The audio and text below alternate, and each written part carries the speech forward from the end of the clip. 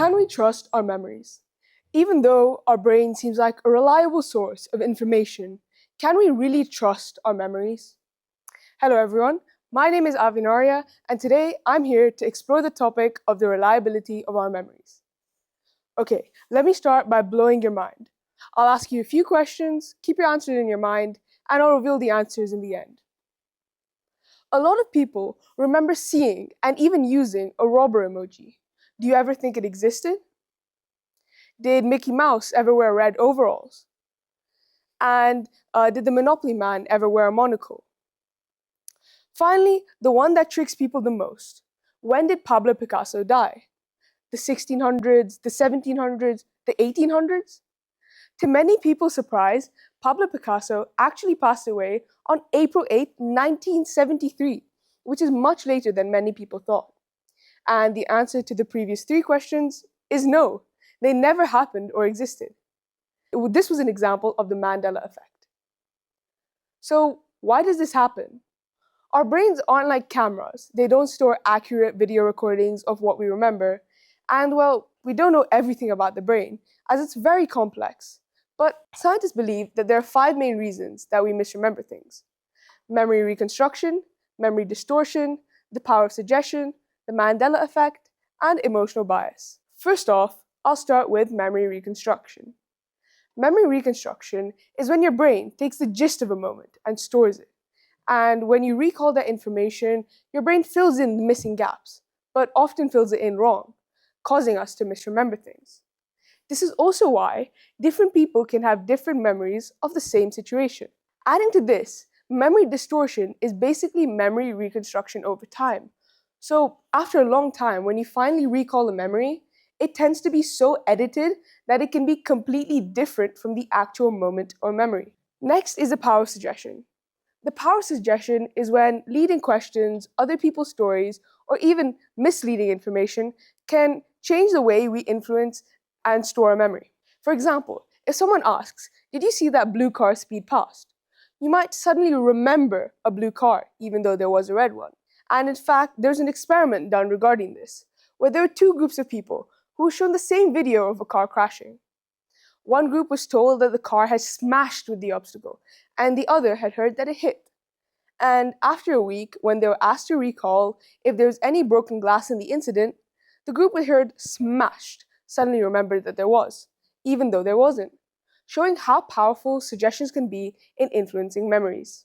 The Mandela effect is the collective misremembering of an event or memory through media or conversation, as people repeat the wrong information or similar sounding information. A famous example of this is when, in Star Wars, people remember that Darth Vader said, "Luke, I am your father." However, he actually said, "No, I am your father," which many people inaccurately remember. And in fact, it was named after Nelson Mandela, as many people inaccurately remember that he died in prison in the 1980s. However, he actually passed away in the 1990s and lived until 2013. Emotional bias is when extreme feelings can alter the way we store a memory. For example, during a childhood event, if you were scared, your brain is more likely to over-exaggerate it to make it seem more scarier than it actually was. So, well, what does this all mean? All of these factors and this misremembering can lead to everyday confusion, like forgetting where you left your keys or your AirPods or your phone.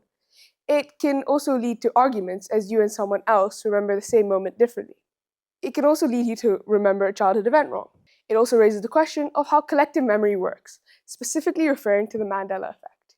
And it can also lead to historical misconceptions as you remember a certain event or quote in a certain way, even though it didn't happen that way. It can also have bigger repercussions, where in extreme cases, people can be manipulated into believing false memories.